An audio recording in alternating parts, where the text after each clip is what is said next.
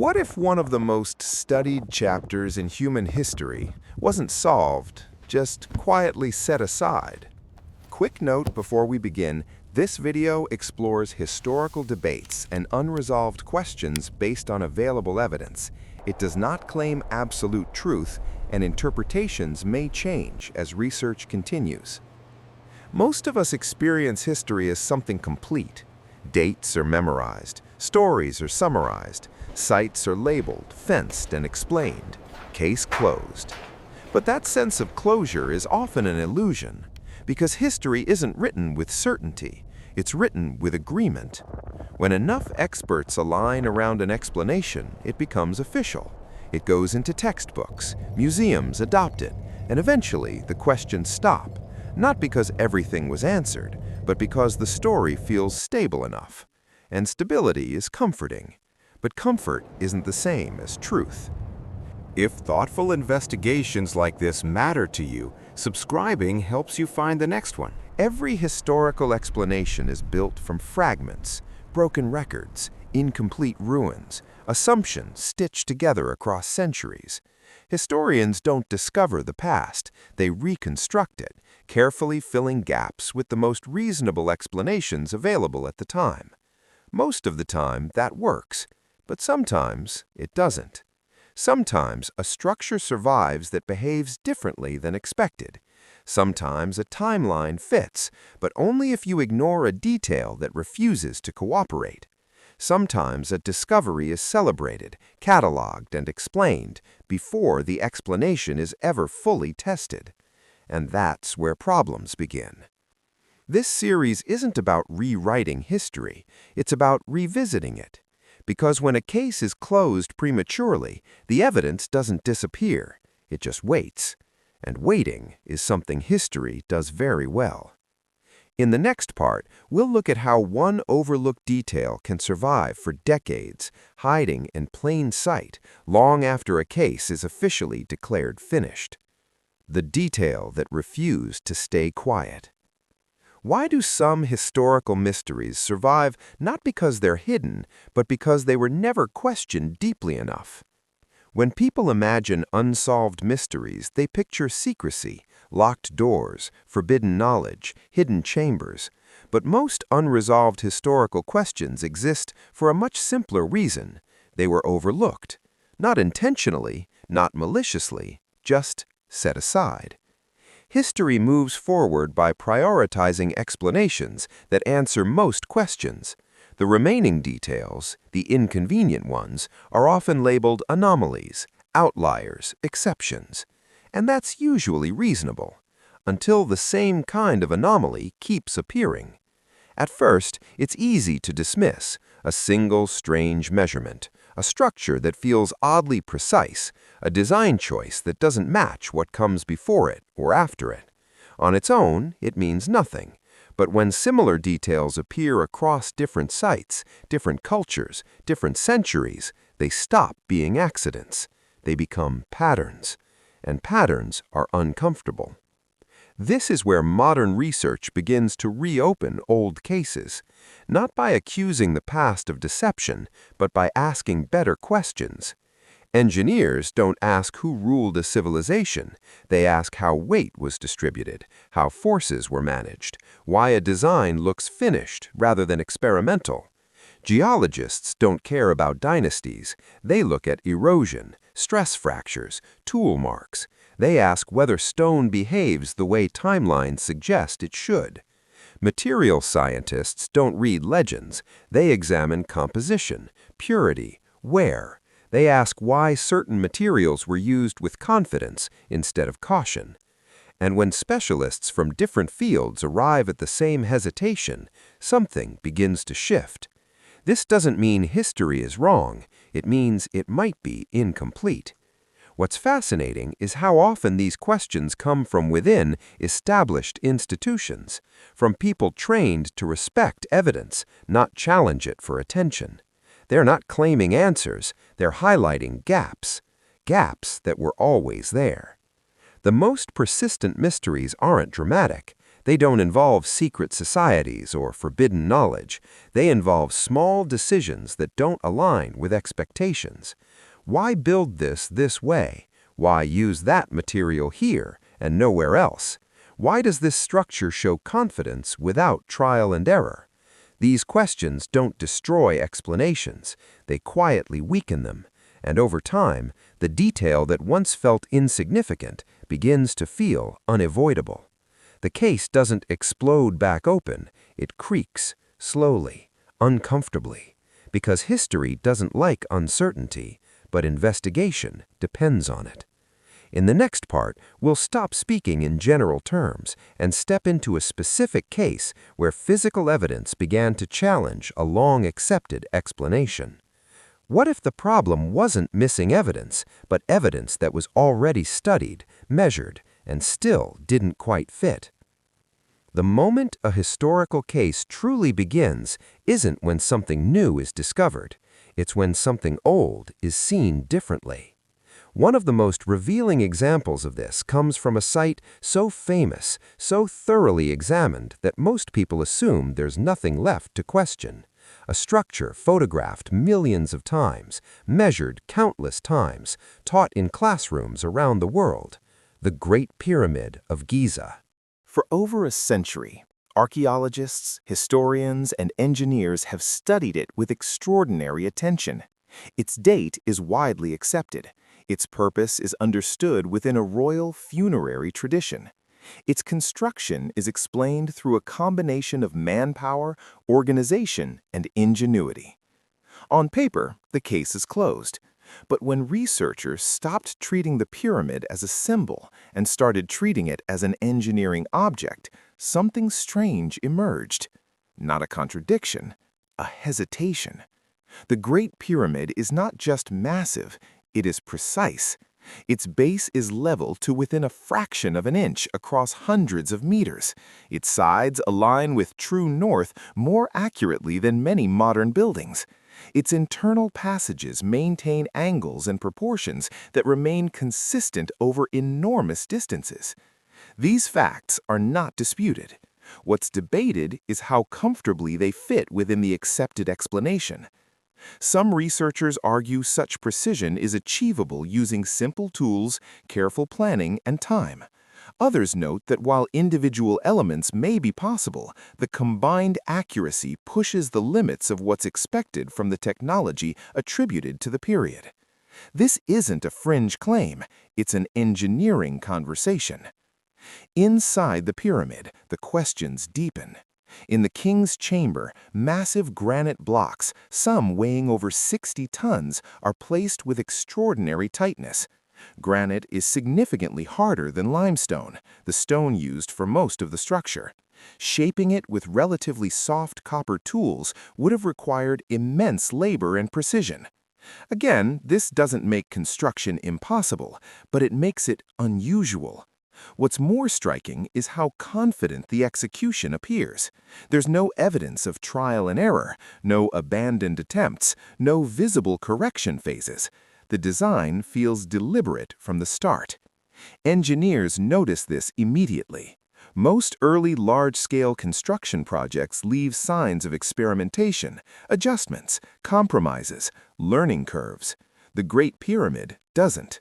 That alone doesn't rewrite history, but it raises a question that refuses to go away. Why does a structure built so early in a tradition appear so finished?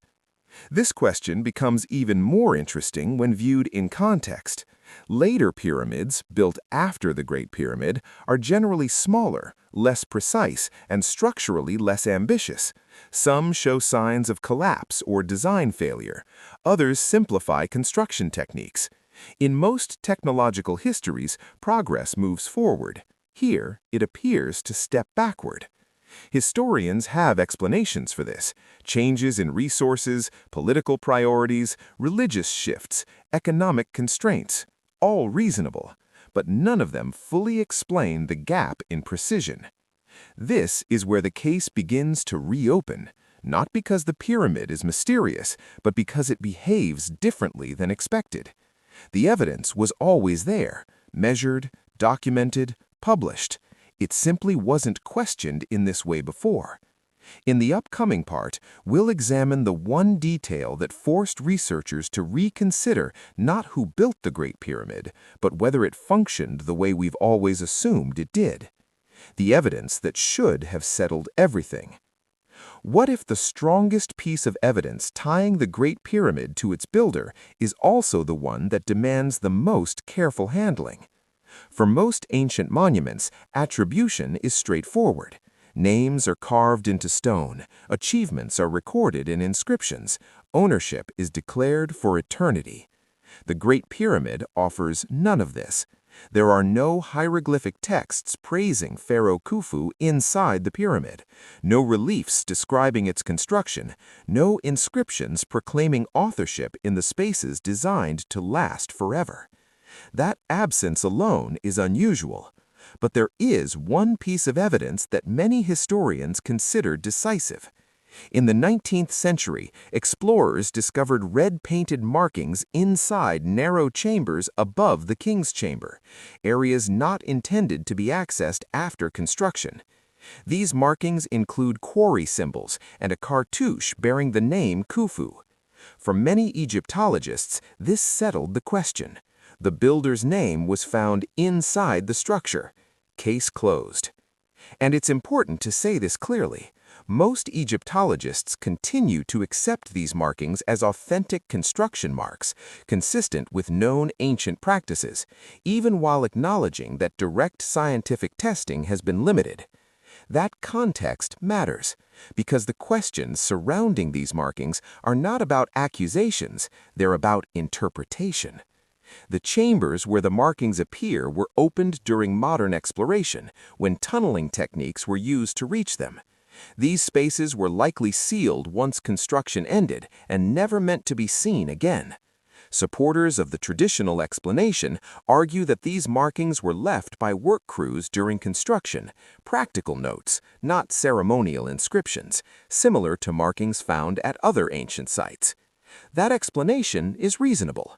At the same time, some researchers have noted that the placement and style of these markings are unusual when compared to other examples.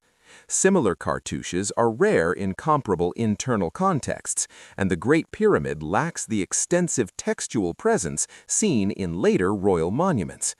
This has led to careful questions, not claims. No definitive pigment testing has been publicly released that conclusively dates the markings to a specific phase of construction. No parallel example exists inside another pyramid of identical scale and design. None of this proves the markings are incorrect, but it does mean they carry more interpretive weight than their simplicity suggests. This matters because attribution shapes everything that follows. Once a structure is confidently assigned to a ruler, its purpose, symbolism, and historical context tend to align around that assumption. Questioning attribution doesn't erase history, it reopens investigation. Some scholars have raised a softer, speculative possibility that Khufu may have commissioned, completed, or repurposed a structure already underway.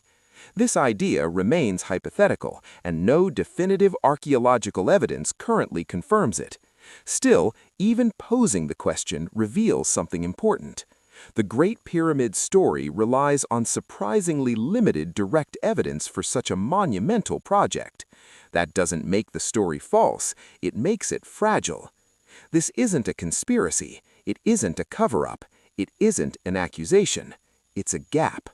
A gap that exists quietly for more than a century, and gaps are where history remains unfinished. In the next part, we'll step back from the pyramid itself and examine how archaeology decides which questions move forward and why some remain open for generations. How history decides a case is closed. Who actually decides when a historical question is finished, and what standards have to be met before doubt is no longer allowed? By the time a discovery reaches a textbook, a museum placard, or a school curriculum, it already feels settled. Dates are printed, names are attached, explanations are shortened into neat summaries. But history doesn't become official because every question has been answered. It becomes official because a process has been completed. Archaeology, like every serious discipline, runs on standards. Evidence is gathered, interpretations are proposed, peer review follows. Over time, one explanation becomes more widely accepted, not necessarily because it's perfect, but because it explains enough with the information available. That process is slow by design. Every excavation requires permits.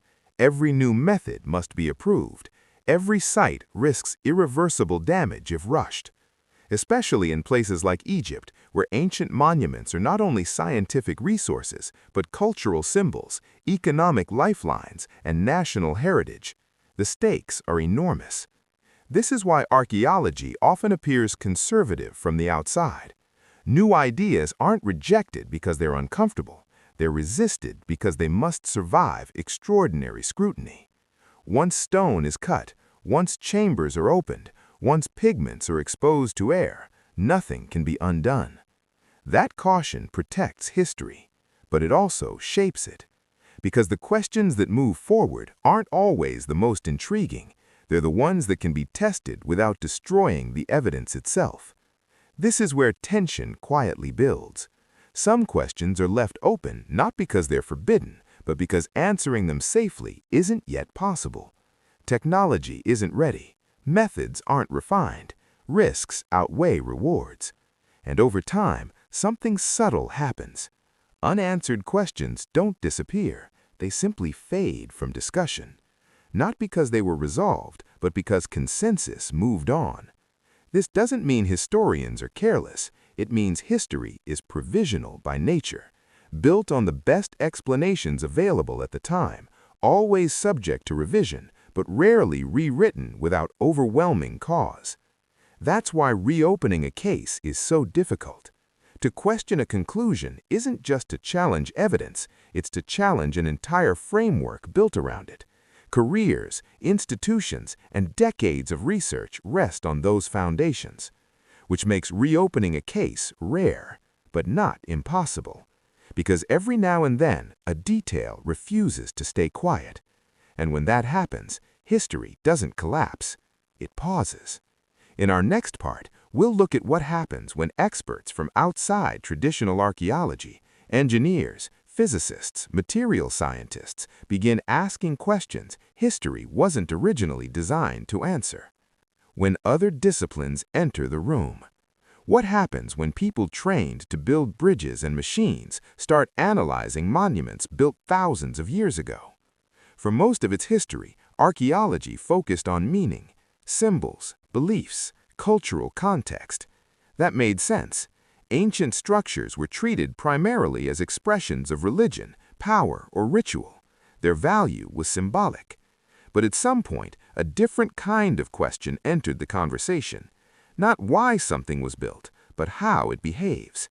Engineers don't begin with stories, they begin with constraints. Load, stress, material limits, failure points. When engineers examine the Great Pyramid, they aren't searching for myths or messages. They're looking at alignment tolerances, stone interfaces, internal stress distribution, and structural redundancy. And what they see is unusual. The pyramid doesn't behave like early experimentation. It behaves like confident design. The internal chambers aren't decorated, they're positioned. The passageways aren't symbolic, they're constrained. The relieving chambers above the king's chamber aren't ceremonial, they're structural, designed to divert immense weight away from a vulnerable space. This is not artistic improvisation, it's deliberate engineering. That observation alone doesn't rewrite history, it doesn't imply lost technology or forgotten civilizations, but it does complicate the story. Because in most fields, complex systems don't appear fully formed, they evolve through trial, error, and visible refinement. Yet the Great Pyramid arrives in history already optimized. Later pyramids are smaller, less precise, structurally simpler. That pattern is difficult to ignore. Some engineers describe this not as evidence of advanced technology, but as conservative design. overbuilding, safety margins, choices made to ensure longevity rather than speed. That interpretation is grounded and cautious. It also raises questions archaeology wasn't originally built to answer. Questions about planning horizons, knowledge transmission, organizational capacity. And once those questions enter the room, the pyramid stops being just a monument. It becomes a system. Systems invite analysis, analysis invites comparison, and comparison invites discomfort. Not because answers are dangerous, but because they may not fit neatly into existing timelines. In the next part, we'll explore whether the pyramid was ever meant to serve only one purpose, or whether modern history has been trying to force a single answer onto something far more complex. Was it ever meant to do just one thing? What if the mistake we keep making isn't misunderstanding how the Great Pyramid was built, but assuming it was built for only one purpose? Modern explanations prefer clean answers. A monument is a tomb. A structure has a function. A design solves a single problem. But ancient societies didn't always think that way. In many early civilizations, architecture carried multiple roles at once. A building could be practical and symbolic, political and spiritual, functional and ceremonial, all without contradiction. When viewed through that lens, the Great Pyramid becomes harder to simplify.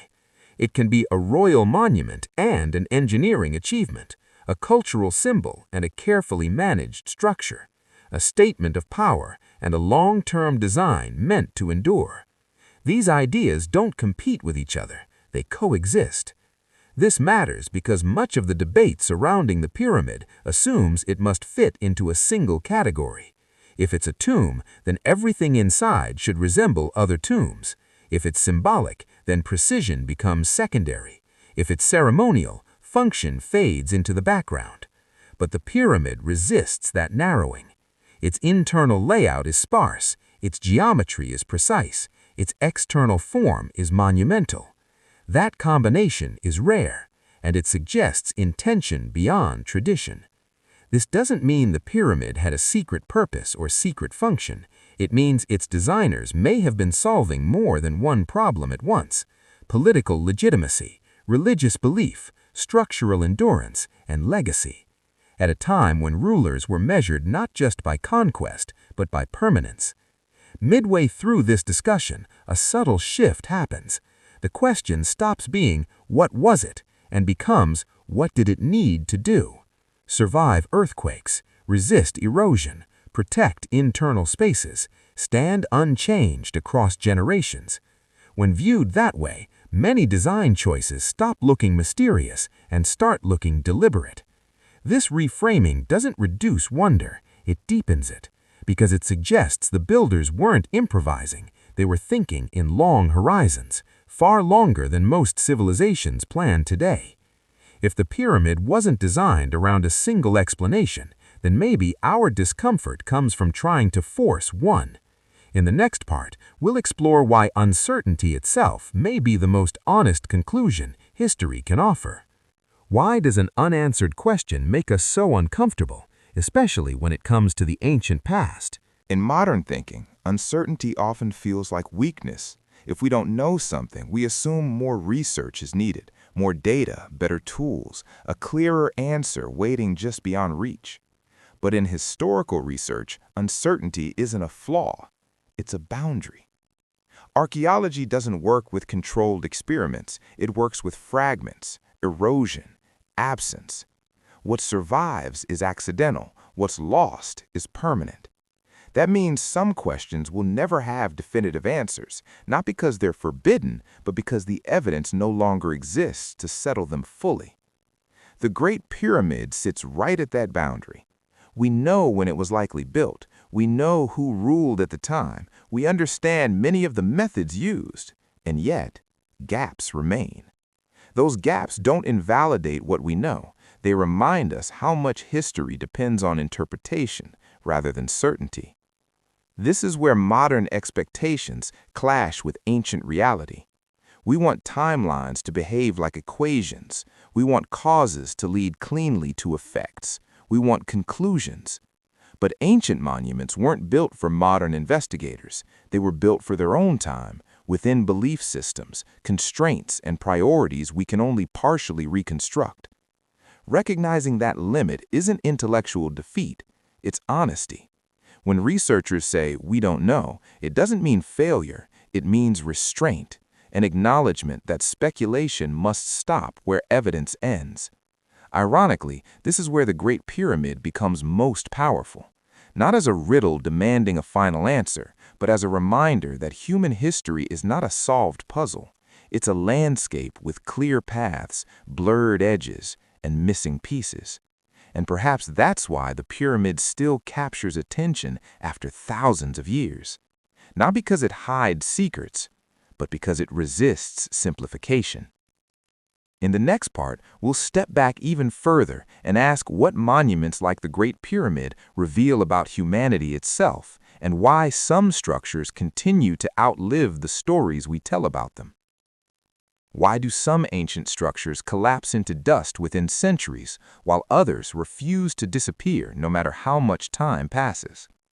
Across human history, civilizations have risen with extraordinary ambition. They built temples, palaces, walls, and cities meant to project power, belief, and permanence. And yet, when we look at the archaeological record, a strange imbalance appears. Most of those structures are gone, reduced to foundations, broken into fragments, erased by erosion, earthquakes, or time itself. But a small number remain, not merely standing, but dominating their landscapes. The Great Pyramid is one of them. Not because it is old, not because it is famous, but because it has survived in a way that seems almost deliberate. This survival is not accidental. Engineers who study long-lasting structures rarely begin with history or symbolism. They begin with stress, load paths, material fatigue, and environmental exposure.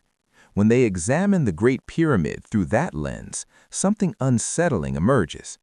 It behaves less like a monument and more like a system designed to endure. And once you see it that way, it becomes difficult to unsee. Unlike many ancient structures, the pyramid does not rely on arches, columns, or thin, load-bearing walls. Instead, it uses mass, immense, overwhelming mass. Weight distributed downward through geometry rather than outward through complexity.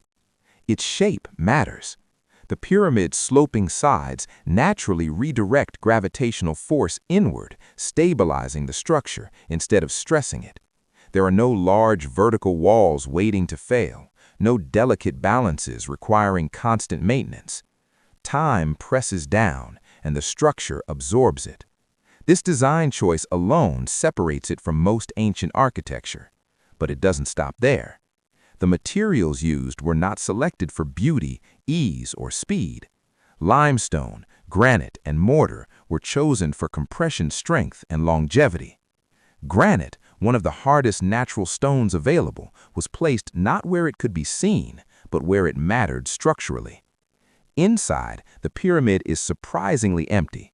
No grand chambers filled with art, no extensive corridors, no symbolic decoration. This absence often confuses modern viewers, but engineers recognize it immediately. Every empty space is a weakness. Every unnecessary cavity is a point of failure. The interior of the pyramid is restrained not because the builders lacked imagination, but because they understood consequences. This raises an uncomfortable possibility.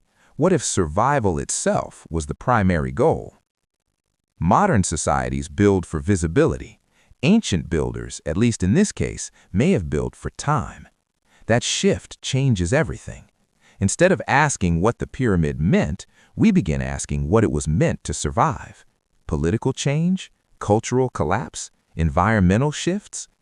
The pyramid has endured earthquakes, sandstorms, floods, and thousands of years of human interference. It has been looted, stripped, damaged, yet it still stands. Not perfectly preserved, but unmistakably present. That kind of endurance doesn't happen by chance. And here's where the tension deepens. If ancient builders were capable of designing structures that outlast entire civilizations, then perhaps we've been asking the wrong questions all along. Instead of marveling at how difficult it must have been, we should be asking why they were willing to invest so much effort into permanence. Because once endurance becomes the goal, the pyramid stops being a tomb and starts becoming a statement. In our next part, we'll step back even further and ask what monuments like the Great Pyramid reveal about humanity itself, and why some structures continue to outlive the stories we tell about them. Patterns that appear in more than one place. What if the Great Pyramid isn't an exception, but simply the most visible example of a pattern we haven't fully recognized? When researchers focus on a single monument, it's easy to treat it as unique, exceptional, isolated. But when they step back, when they compare structures across continents and centuries, something unexpected begins to emerge. Not a shared culture, not a shared language, but shared priorities.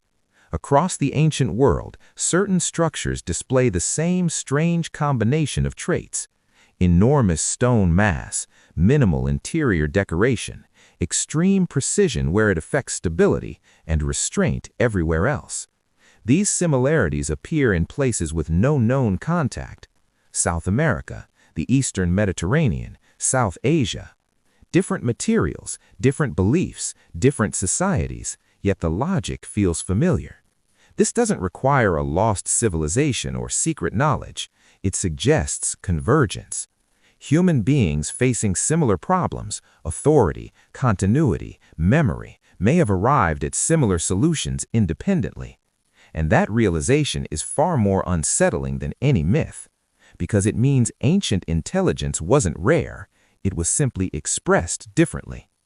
Modern thinking often assumes progress moves in a straight line, that knowledge accumulates, tools improve, and capability steadily increases. But archaeology tells a different story. Knowledge rises, fragments, and sometimes disappears. Skills that are no longer useful can be abandoned, techniques can be simplified, entire ways of thinking can vanish if they no longer align with social priorities. The Great Pyramid may not represent forgotten technology, but forgotten values. Patience, longevity, scale measured in centuries, not lifetimes. This reframes how we understand ancient achievement. Instead of asking how they did so much with so little, we start asking how much modern societies choose not to do. At this point, the mystery becomes quieter, but deeper. The question is no longer whether ancient people were capable. The evidence suggests they were. The question becomes, why did they choose to build this way? A structure that demands decades of coordinated labor, consumes vast resources, and offers no immediate practical benefit. That kind of project only makes sense in a worldview where the future matters deeply, even if the builders themselves would never live to see it. That mindset feels alien today. We optimize for speed, for cost, for return. Ancient builders may have optimized for permanence. And that difference creates friction when modern minds try to interpret ancient works. We expect decoration where they chose discipline. We expect symbolism where they prioritized stability. We expect spectacle where they pursued endurance. If the Great Pyramid is part of a broader pattern, then it may not be asking us to uncover a hidden secret, but to reconsider how we measure intelligence across time. In the next part, we'll narrow our focus again and examine one specific question this raises. What happens when modern assumptions collide with ancient design and refuse to fit? When modern assumptions stop working? What happens when we try to understand the ancient world using rules that were never meant to apply to it? Most modern explanations for ancient structures begin with a quiet assumption that people in the past thought the way we do, that they prioritized efficiency, that they avoided unnecessary effort, that they optimized for speed, cost, and convenience. But when researchers look closely at monuments like the Great Pyramid, those assumptions start to crack. because nothing about its construction reflects modern optimization. It wasn't the fastest way to build, it wasn't the simplest way to build, and it certainly wasn't the most economical way to build. Yet it was done anyway. That contradiction forces a difficult realization. Maybe the problem isn't the structure, maybe it's the lens we're using to interpret it. And once that idea settles in, familiar explanations begin to feel incomplete. Modern engineers often ask, how would we build this today? Ancient builders may have been asking something entirely different. How do we make this last? That shift in priorities explains details that otherwise feel excessive. The sheer thickness of the masonry, the extreme precision in alignment, the deliberate avoidance of decorative distraction inside the structure. These are not features of symbolic architecture alone. They are features of risk-averse design. When something must endure beyond memory, redundancy becomes a virtue. The pyramid is not optimized for beauty, it is optimized for survival. This becomes clearer when researchers examine what isn't present. No fragile arches, no extended cantilevers, no dependence on organic materials that degrade quickly. Everything about the design minimizes failure points. That raises an uncomfortable question. If ancient builders were capable of this level of restraint and foresight, why do we so often underestimate their decision-making? Part of the answer lies in how modern societies define progress. Today, progress is measured by innovation, by doing new things faster and cheaper. In the ancient world, progress may have been measured by continuity, by doing proven things reliably across generations. That difference creates misunderstanding. When modern observers see repetition, they assume limitation. When ancient builders repeated successful techniques, they may have been demonstrating mastery. This misunderstanding is especially visible when interpreting labor. Modern narratives often frame ancient labor as brute force, thousands of workers dragging stones under compulsion. But large-scale projects require more than strength. They require logistics, scheduling, specialization, error correction. None of that happens accidentally, and none of it happens without intention. This leads to another quiet realization. The Great Pyramid was not just built in a society, it was built by a system capable of long-term coordination. That system doesn't need to be advanced in the modern sense, it needs to be stable. And stability, not innovation, may have been the ancient world's greatest strength. When modern minds encounter ancient restraint, they often interpret it as absence. No decoration must be unfinished. No explanation recorded must be lost. But silence doesn't always indicate failure. Sometimes it indicates confidence. A structure designed to last doesn't need to explain itself. It simply needs to remain. If our assumptions about ancient priorities are wrong, then the real mystery isn't how these structures were built, it's why we've been asking the wrong questions for so long. In our next part, we'll explore what happens when evidence doesn't break rules, but quietly exposes the limits of our expectations. Evidence that doesn't argue, it persists. What if the strongest evidence in history isn't the kind that argues, but the kind that refuses to disappear? In modern research, evidence often arrives as data points, measurements, dates, texts, comparisons. But in archaeology, some of the most powerful evidence doesn't speak, it stands. The Great Pyramid does not argue for its purpose. It does not explain its methods. It does not defend its choices. It simply persists. For thousands of years, it has outlasted kingdoms, religions, languages, and empires.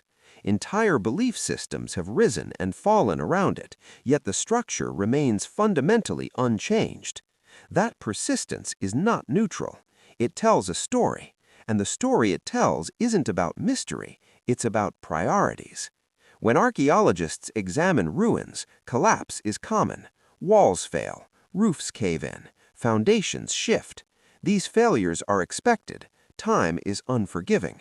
But the Great Pyramid does not display random decay. Its deterioration follows predictable patterns. Weathering on the surface, human damage from stone removal, localized erosion. What it doesn't show is systemic failure. No cascading collapse, no internal chain reaction of damage. That absence is meaningful. Engineers recognize it immediately. A structure that fails catastrophically reveals its weaknesses early. A structure that survives quietly reveals strength through time. This challenges a popular assumption. We often believe that ancient builders succeeded despite limitations. But what if they succeeded because of restraint? They didn't push materials beyond their limits. They didn't gamble on experimental techniques. They relied on what was reliable. Instead of asking how they did so much with so little, we start asking how much modern societies choose not to do. At this point, the mystery becomes quieter, but deeper. The question is no longer whether ancient people were capable. The evidence suggests they were. The question becomes, why did they choose to build this way? A structure that demands decades of coordinated labor, consumes vast resources, and offers no immediate practical benefit. That kind of project only makes sense in a worldview where the future matters deeply, even if the builders themselves would never live to see it. That mindset feels alien today. We optimize for speed, for cost, for return. Ancient builders may have optimized for permanence, and that difference creates friction when modern minds try to interpret ancient works. We expect decoration where they chose discipline. We expect symbolism where they prioritized stability. We expect spectacle where they pursued endurance. If the Great Pyramid is part of a broader pattern, then it may not be asking us to uncover a hidden secret, but to reconsider how we measure intelligence across time. In the next part, we'll narrow our focus again and examine one specific question this raises. What happens when modern assumptions collide with ancient design and refuse to fit? When modern assumptions stop working? What happens when we try to understand the ancient world using rules that were never meant to apply to it? Most modern explanations for ancient structures begin with a quiet assumption that people in the past thought the way we do, that they prioritized efficiency, that they avoided unnecessary effort, that they optimized for speed, cost, and convenience. But when researchers look closely at monuments like the Great Pyramid, those assumptions start to crack, because nothing about its construction reflects modern optimization.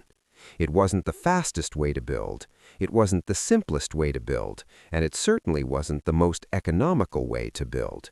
Yet it was done anyway. That contradiction forces a difficult realization. Maybe the problem isn't the structure. Maybe it's the lens we're using to interpret it. And once that idea settles in, familiar explanations begin to feel incomplete. Modern engineers often ask, how would we build this today? Ancient builders may have been asking something entirely different. How do we make this last? That shift in priorities explains details that otherwise feel excessive.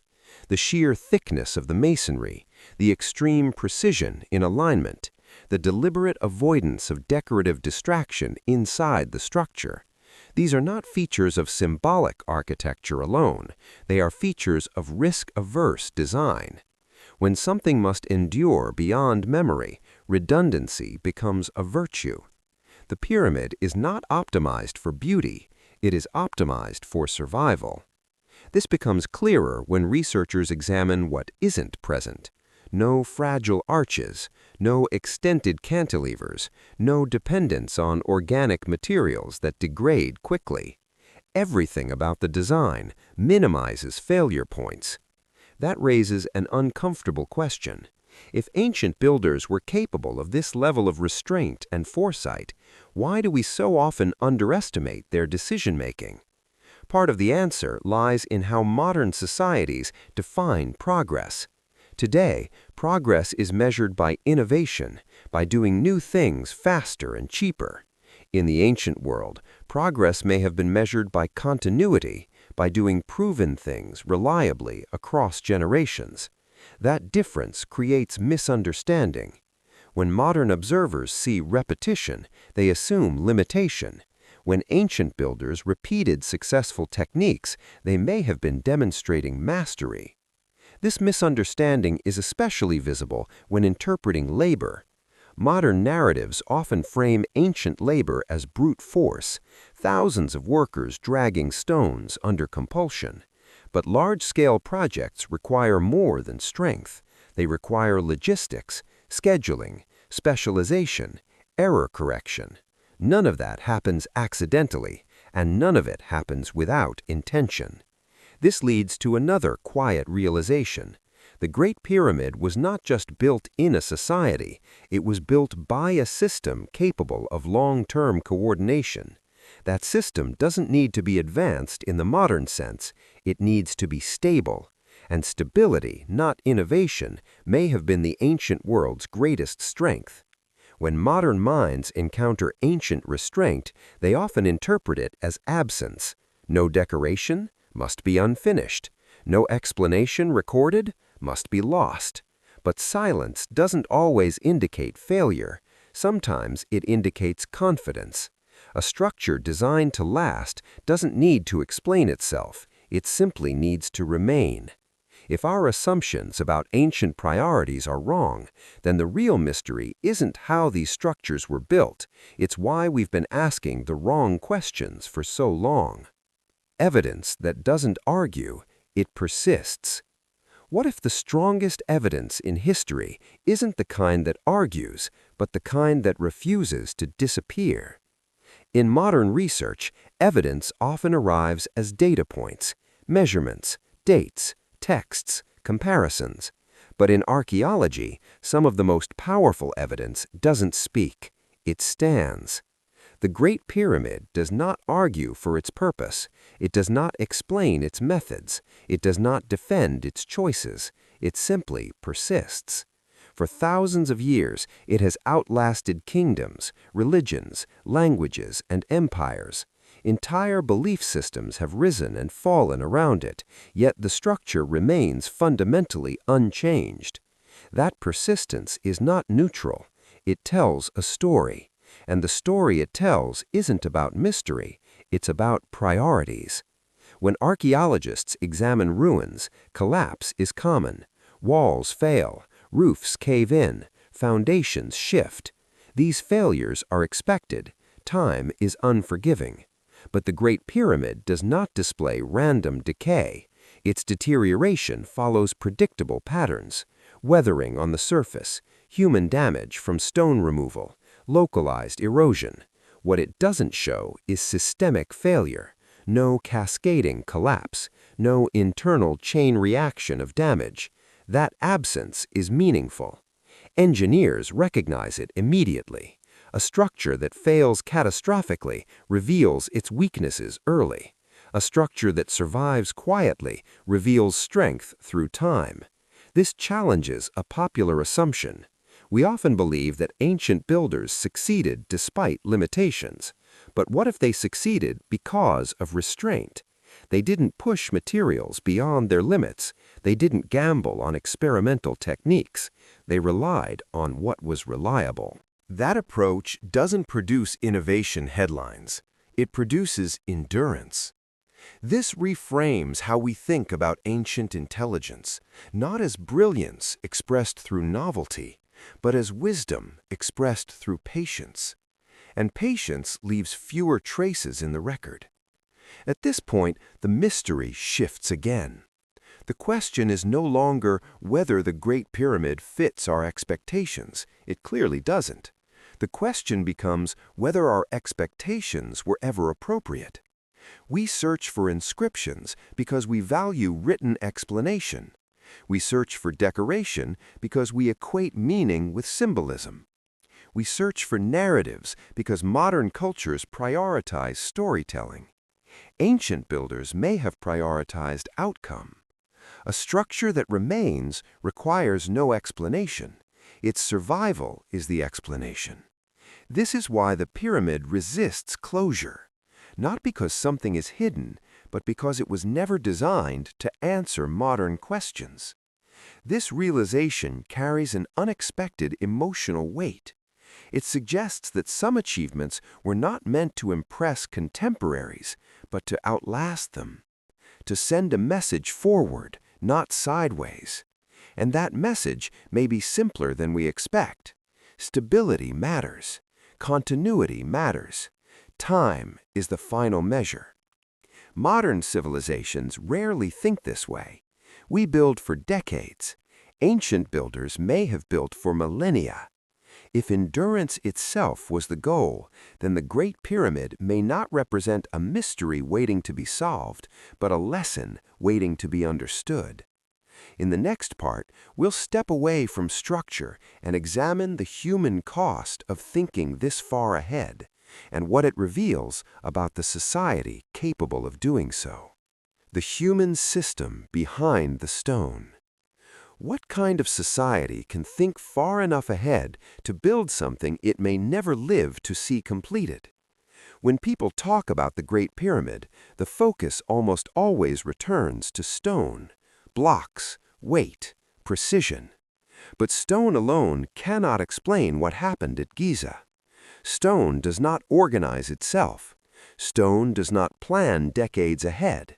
Stone does not feed, train, house, and coordinate tens of thousands of people. Behind the monument is a human system, and that system may be the most revealing evidence of all.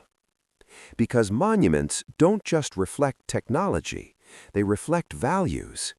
Modern societies often measure success by speed. How fast can it be built? How quickly can it generate results? How soon can it be replaced? The Great Pyramid answers none of these questions.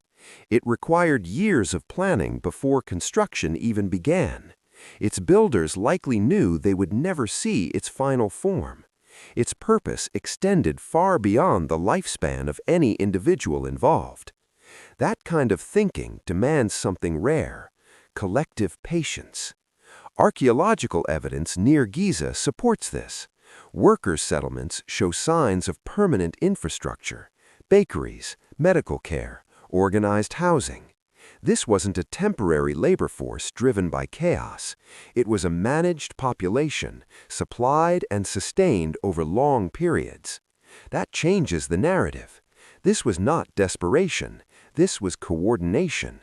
And coordination at this scale doesn't happen without trust. Trust in leadership, trust in continuity, trust that the future matters. When workers invest years of their lives into a project they will not finish, it suggests belief, not fear. Belief that their work has meaning beyond immediate reward. Belief that the structure itself represents stability. In many ancient cultures, monuments served as anchors. They stabilized identity. They reinforced continuity. They reminded people that their society would endure beyond individual lives. The Great Pyramid fits that role perfectly.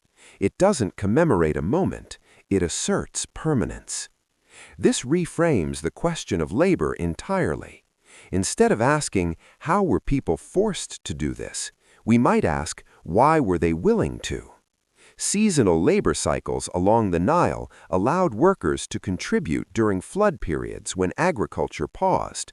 Skills were specialized. Knowledge was passed down. This wasn't exploitation alone. It was participation in something larger. And participation changes motivation. There's another overlooked detail. The project did not collapse when leadership changed. That suggests institutional stability. The plan survived beyond individuals. The system outlived personal ambition. That is not accidental. It implies rules, traditions, and shared understanding, a civilization capable of long-term execution. Few societies, ancient or modern, have managed that. If the Great Pyramid reflects not just engineering skill, but social discipline, then the real question isn't how the stones were moved, it's how human will was aligned. In Part 15, we'll explore what kind of mindset produces a monument designed to outlast memory itself. A mindset built for millennia. What if the most impressive thing about the Great Pyramid isn't what it is, but how far into the future it was meant to reach? Modern thinking struggles with deep time. We plan in years, occasionally decades, rarely centuries. The Great Pyramid exists on a different scale. It was designed with an awareness of erosion, gravity, and structural fatigue, forces that operate slowly, relentlessly, and without mercy. That awareness suggests a mindset tuned not to immediacy, but to inevitability. Ancient Egyptian belief systems often emphasized order, not chaos. Ma'at, the principle of balance and continuity, governed everything, from law to cosmology. The pyramid embodies that principle physically. Its geometry is stable. Its symmetry resists imbalance. Its mass anchors it to the earth. Nothing about its design feels rushed. That patience is the key. When modern observers search for hidden messages, they often miss the obvious one. Longevity itself is the message. A structure that survives speaks louder than inscriptions that fade. This may explain why the interior is so restrained. No narrative walls, no fragile ornamentation, no dependency on meaning that requires explanation. The structure doesn't tell a story, it is the story. This reframes the emotional response. The pyramid isn't meant to impress in a moment, it's meant to remain when moments pass. That perspective changes how we interpret absence. Absence of text isn't ignorance. Absence of decoration isn't incompletion. Absence of explanation isn't secrecy.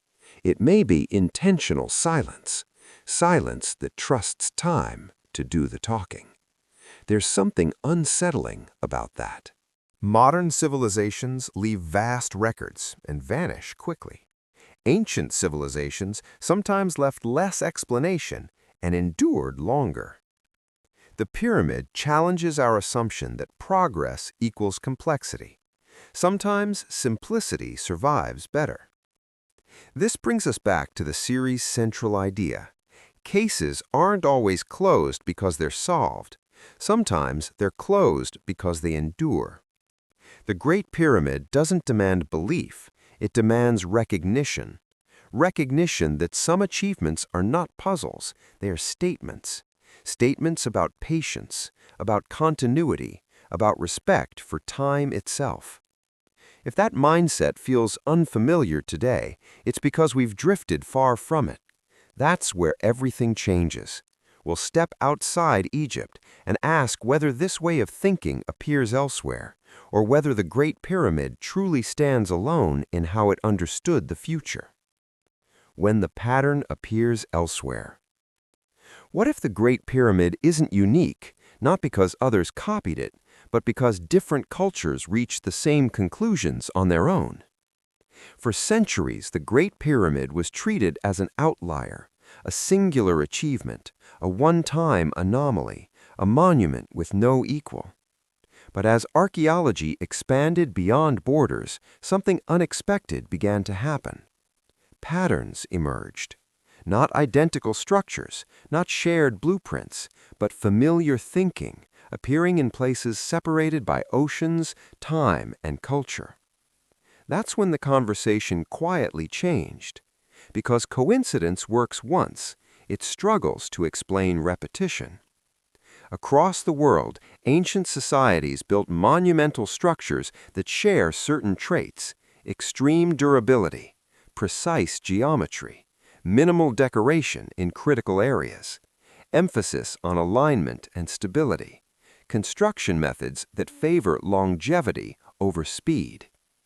These similarities don't require contact between civilizations. They require shared priorities.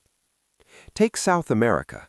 At sites like Sacsayhuaman and Ollantaytambo, Massive stone blocks were shaped and fitted with such precision that even today blades cannot slide between joints. No mortar, no adhesives, just geometry. Engineers examining these walls notice the same thing they notice at Giza. The design resists seismic movement. The blocks interlock to absorb stress. The system behaves as a whole, not as stacked parts. That's not decorative thinking. That's structural intelligence. In Cambodia, the temples of Angkor tell a similar story. Vast stone complexes built with long-term environmental forces in mind: water flow, seasonal flooding, soil movement. Modern researchers now recognize Angkor not just as a religious center, but as a massive hydraulic system, engineered to manage water across centuries. Again, the same principle appears: function first, longevity always. Even in Europe, monuments like Stonehenge reflect a similar mindset. Its stones were transported over great distances. Its placement aligns with celestial cycles. Its purpose extends far beyond immediate utility. Stonehenge doesn't explain itself either. It endures. Here's where the comparison becomes important. These cultures did not share writing systems. They did not share gods. They did not share political structures. But they shared something deeper. They understood time differently. Instead of seeing time as a resource to be consumed, they treated it as a force to cooperate with. Build slowly, build carefully, build once. This reframes the Great Pyramid again. Rather than asking who taught them how to do this, a more grounded question emerges. What conditions lead humans to prioritize permanence? Because permanence doesn't arise from mystery, it arises from stability. Stable food systems, predictable cycles, cultural continuity, belief that tomorrow matters. When those conditions align, humans build differently. And when those conditions collapse, the building stops. Later pyramids shrink. Later monuments simplify. Later societies choose speed over endurance, not because knowledge vanished, but because priorities changed. If similar thinking appears across civilizations, then the Great Pyramid may not be an anomaly at all. In the next part, we'll ask the most uncomfortable question yet, not how ancient people built like this, but why modern societies stopped building. Why we no longer build this way. If ancient people could think in millennia, why do modern societies struggle to plan beyond decades? The question feels backwards. We have more technology, more data, more tools. Yet very little we build today is meant to last as long as the Great Pyramid already has. That isn't an accident. It's a choice. Modern systems reward speed. Projects must justify cost quickly. Structures must generate returns. Maintenance is deferred, not designed out. Longevity is expensive. Short-term efficiency is profitable. Ancient builders lived in a different incentive system. Their monuments were not investments, they were commitments. The Great Pyramid did not need to pay itself back. Its value was symbolic, stabilizing, cultural. It unified labor. It reinforced belief. It anchored identity. In contrast, modern infrastructure is often disposable. Bridges are rated for decades. Buildings are replaced, not preserved. Even monuments are designed for spectacle, not endurance. There's also a psychological shift. Modern societies move fast because they expect change. Ancient societies built slowly because they expected continuity. Neither approach is inherently superior, but they produce very different results. The pyramid belongs to a world that assumed tomorrow would look much like today. This explains something subtle. Ancient builders didn't need contingency plans for rapid obsolescence. They didn't assume future generations would redesign everything. They assumed continuity of values. That assumption allowed long-term thinking. Today, we assume disruption. Technology changes, governments shift, economic systems evolve. So we build accordingly, flexible, temporary, replaceable. The Great Pyramid is none of those things, and that's why it unsettles us. It exposes a contrast we're uncomfortable acknowledging. We are advanced but impatient, capable but short-sighted. The pyramid doesn't accuse us, it simply waits. And waiting may be its final lesson. While theories rise and fall, while interpretations change, while civilizations rewrite their narratives, the structure remains, silent, unbothered, unfinished only in our understanding. The story breaks, we'll step back one final time and ask whether the Great Pyramid was ever meant to be understood fully, or whether its greatest achievement is forcing every generation to confront its own limits. The limits of what we can know. What if the greatest mistake we make when studying the past isn't what we believe, but how confident we are in believing it? For most of human history, survival depended on certainty. You needed to know where the water was, which seasons were safe, which paths led home. Uncertainty wasn't philosophical, it was dangerous. But when it comes to the deep past, certainty becomes something else entirely. It becomes tempting. The Great Pyramid sits at the edge of that temptation, not because it hides answers, but because it refuses to confirm them. Every generation approaches it with new tools, surveying instruments, radiocarbon dating, ground-penetrating radar, muon scans.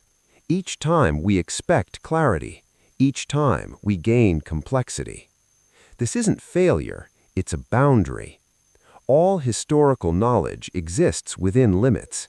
Texts decay, materials erode, contexts vanish, and interpretation fills the gaps. The problem is not interpretation itself, it's forgetting that interpretation is provisional. Modern audiences often ask the wrong question. They ask, what's the truth? A better question is, what evidence survives and what no longer does? Because absence matters as much as presence. The Great Pyramid is mostly absence. No detailed construction records, no first-hand accounts, no inscriptions explaining purpose. What remains is structure, stone, geometry, behavior. Everything else is inference. That makes the pyramid uncomfortable for modern thinking. We live in an age that expects documentation, receipts, logs, data trails. The ancient world didn't operate that way. Knowledge was oral, sacred, restricted. Not everything was meant to be recorded, and certainly not for outsiders thousands of years later. This introduces a hard truth. Some questions may never be answered, not because they are forbidden, but because the evidence simply didn't survive. And no amount of technology can recover what time erased. Archaeologists understand this, historians understand this, but audiences struggle with it. We want closure, we want conclusions, we want a final sentence that says, this is what it was. The pyramid does not offer that sentence. Instead, it offers constraints. It tells us what could have happened and what likely didn't. It narrows the field without closing it. That's not unsatisfying, that's honest. Consider how often certainty has misled us. Entire theories once taught as fact, later abandoned. Chronologies revised, attributions corrected, assumptions overturned. Not because scholars were dishonest, but because knowledge evolves. The danger arises when certainty hardens too early, when interpretation becomes identity, when questioning feels like threat. That's when inquiry slows. Not because questions are wrong, but because asking them becomes uncomfortable. The Great Pyramid resists that hardening. It refuses to settle. Every attempt to close the case leaves something unresolved. And that unresolved space is not a flaw. It's the point. Something didn't add up. We'll look at what happens when humility becomes part of interpretation, and how accepting uncertainty may be the most responsible way to engage with ancient mysteries. Why humility may be the most important tool. What if the most advanced thing we can bring to ancient mysteries isn't technology, but restraint? Humility is not weakness. In science, it's a safeguard. It prevents overreach. It slows false certainty. It leaves room for correction. And nowhere is humility more necessary than when studying civilizations that cannot speak for themselves. The Great Pyramid cannot clarify intent. It cannot correct us. It cannot respond to our theories. That puts all responsibility on the interpreter, and responsibility requires caution. This is why the most respected researchers speak carefully. They avoid absolutes. They emphasize probabilities. They separate observation from interpretation. Not because they lack imagination, but because imagination without restraint distorts. There's a quiet discipline in saying, "We don't know," not as an endpoint, but as a foundation. It keeps inquiry open. Humility also reframes disagreement. Instead of asking who is right, it asks, what assumptions are we making? What evidence are we prioritizing? What context might we be missing? That's how progress happens. This approach doesn't weaken wonder, it deepens it. When you accept uncertainty, the pyramid becomes more interesting, not less. It stops being a puzzle with a missing piece and becomes a conversation across time. A conversation where the ancient world speaks in stone, and we respond with questions, not conclusions. This is why the pyramid continues to matter, not because it hides secrets, but because it forces us to confront the limits of certainty. It reminds us that intelligence isn't dominance over the past, it's dialogue with it. In a world driven by instant answers, the pyramid insists on patience. In a culture addicted to closure, it offers continuity instead. That may be its greatest achievement. And it reframes the original question entirely. Instead of asking, "Why don't we know?" we begin asking, "What does not knowing allow us to do?" It allows humility. It allows collaboration. It allows revision. It keeps history alive. One detail didn't fit. We'll bring everything together, not to close the case, but to ask whether the idea of a closed case ever truly applied to the Great Pyramid at all. Why the case was never really closed. What if the idea that this case was ever closed tells us more about ourselves than about the past? For decades, the Great Pyramid has existed in a strange intellectual space, not fully mysterious, not fully understood, filed away under labels that feel reassuring, solved, explained, understood enough. But those words were never conclusions, they were placeholders. In history, a case is often considered closed not when every question is answered, but when a narrative becomes stable, when enough experts agree, when enough textbooks repeat it, when challenges become inconvenient rather than productive. Closure, in that sense, is social, not evidentiary. The Great Pyramid reached that stage long ago. Dates were set, attributions accepted, functions summarized, and for most purposes that was sufficient.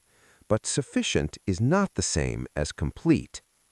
This distinction matters because when we say a case is closed, we imply finality, And the pyramid resists finality, not aggressively, not dramatically, quietly. Every attempt to simplify it leaves something unresolved. Every explanation works until examined too closely. That doesn't mean the explanations are wrong, it means they are incomplete. And incompleteness is uncomfortable. It forces us to sit with uncertainty instead of escaping it. Modern cultures are especially sensitive to this. We value clarity, efficiency, resolution. Ancient monuments were not built for those values. They were built for continuity. The Great Pyramid does not explain itself because it was never meant to. Its builders did not anticipate modern archaeology. They did not imagine future debates. They were not speaking to us. They were anchoring something within their own world. When we approach the pyramid expecting answers tailored to modern questions, frustration is inevitable. We are asking a structure from one worldview to satisfy another. That gap creates tension. And that tension is where curiosity survives. This reframes the entire series. The question was never, who built it? That question has reasonable answers. The deeper question is, why does it still resist being reduced? Why does it feel more complex the more we learn? Because complexity isn't always a problem to solve. Sometimes it's a feature. The pyramid functions as a stabilizing artifact.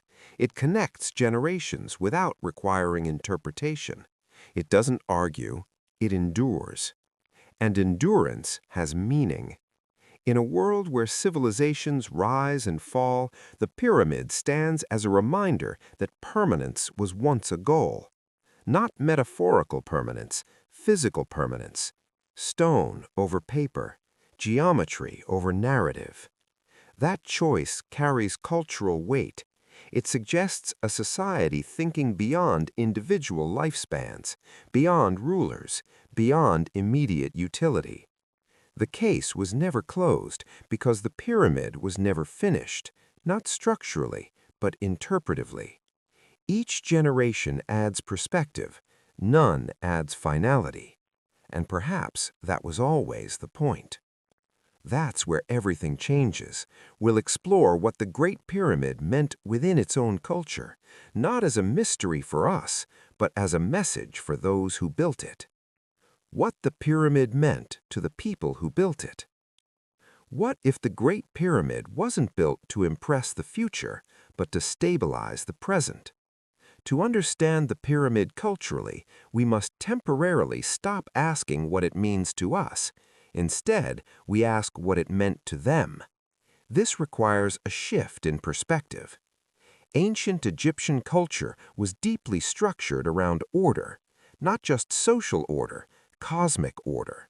They called it Ma'at, balance, harmony, continuity. The universe was not chaotic by default. It required maintenance, and architecture was part of that maintenance. The pyramid was not just a tomb, it was an axis, a point of alignment between earth and sky, between mortal and eternal, between chaos and order. This does not require mystical interpretations, it requires cultural literacy. Ancient Egyptians believed stability was sacred. That belief shaped everything: agriculture, governance, ritual, construction. The Great Pyramid embodied permanence in physical form.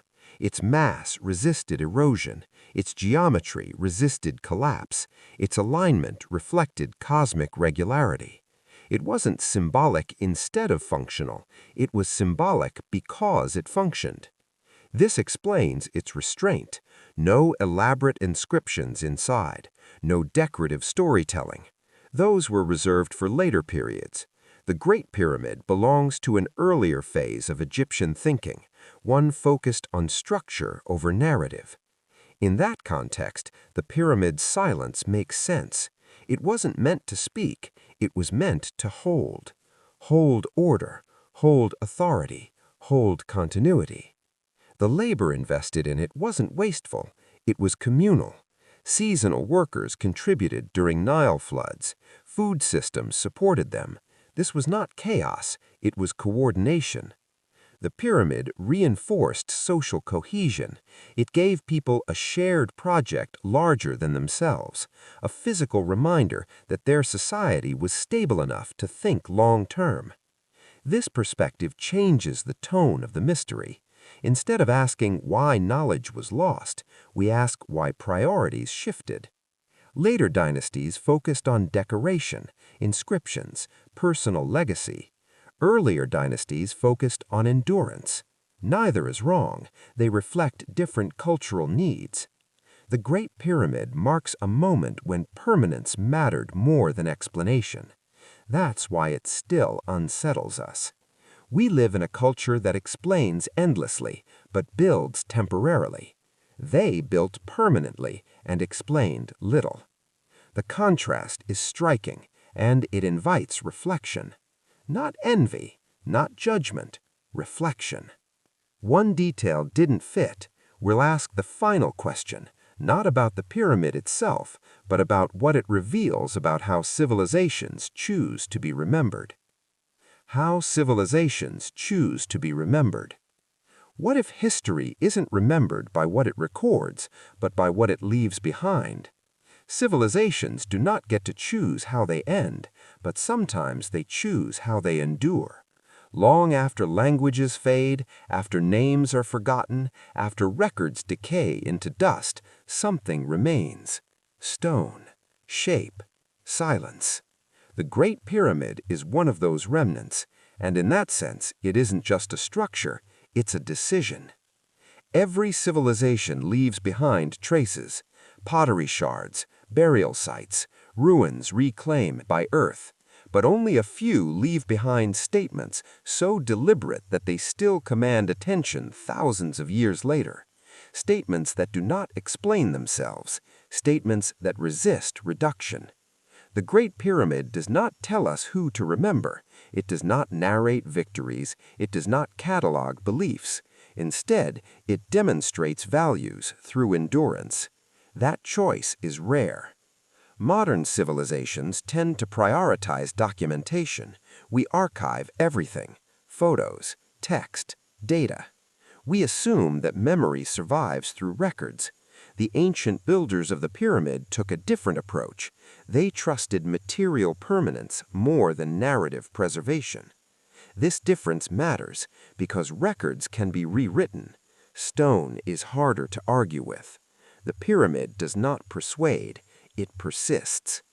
This reframes the meaning of legacy. Legacy isn't always about being understood. Sometimes it's about being undeniable.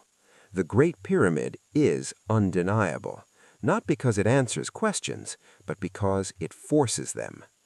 Every generation approaches it differently. Early explorers saw wonder. Modern scholars see data. Engineers see behavior. Philosophers see restraint. The structure accommodates all of them without changing. That adaptability is not accidental. It suggests a civilization confident enough to let the future decide its meaning, confident enough to build without explanation, confident enough to allow reinterpretation. That level of confidence is rare, and it raises a quiet question. What will remain of us? Not our opinions, not our debates, but our structures, our systems, our decisions. Will they endure long enough to invite reinterpretation, or will they vanish too quickly to matter? The pyramid challenges modern assumptions about progress. It suggests that durability itself is a form of communication. Perhaps that's why the case was never meant to be closed, because closure implies resolution, and resolution implies finality. The pyramid offers neither. Instead, it offers continuity, a reminder that meaning evolves, and that some achievements are designed to outlast understanding. Everything changes. We'll close the series not with answers, but with reflection. asking what it means to live in a world shaped by mysteries that refuse to disappear. The question that remains: what if the most important question the Great Pyramid asks isn't about the past, but about us? After centuries of study, debate, measurement, and speculation, one fact remains unchanged. The Great Pyramid still stands. It has outlived empires, outlasted religions, survived revolutions in thought. It has been claimed, explained, simplified, challenged, and reframed, and yet it remains unresolved. Not because we have failed, but because resolution was never the point. Throughout this series, we examined evidence, engineering behavior, cultural context, human systems, limits of knowledge. We learned what the pyramid can tell us, but perhaps more importantly, we learned what it refuses to say. It refuses to confirm certainty. It refuses to collapse into a single explanation. It refuses to become small. That refusal is powerful. Modern audiences often approach mysteries with urgency. We want answers now. We want conclusions. We want the comfort of certainty. But the ancient world operated differently. It valued continuity over closure. The Great Pyramid doesn't challenge science. It challenges impatience. It doesn't oppose explanation. It resists oversimplification. This changes how we interpret unsolved. Unsolved does not mean unknowable. It means incomplete. And incompleteness is not failure. It's honesty. Every generation adds perspective, new tools, new questions, new assumptions. The pyramid absorbs them all without changing. That's not stubbornness, that's endurance. Perhaps the greatest mistake would be to demand final answers from something designed to outlast them. Perhaps the pyramid's purpose was never to be understood fully, but to remain present long enough to matter. In that sense, the case was never reopened. It was never closed. We simply returned to it. And returning is part of the human story. We revisit the past, not to dominate it, but to learn how to live with uncertainty. The Great Pyramid teaches us restraint. It reminds us that knowledge has limits, that humility is not weakness, that some achievements are meant to be contemplated, not conquered. So when we stand before it, physically or intellectually, the most honest response may not be explanation. It may be respect. The case wasn't closed for half a century because it couldn't be, not because something was hidden, not because answers were denied, but because the Great Pyramid belongs to a different relationship with time, one where meaning unfolds slowly, one where certainty is optional, one where endurance speaks louder than explanation. And perhaps that's why, thousands of years later, we're still here, asking questions. Not to finish the story, but to remain part of it. If you found this investigation meaningful, let us know by liking the video. Share it with someone who enjoys questioning history. And don't forget to subscribe for more stories like this.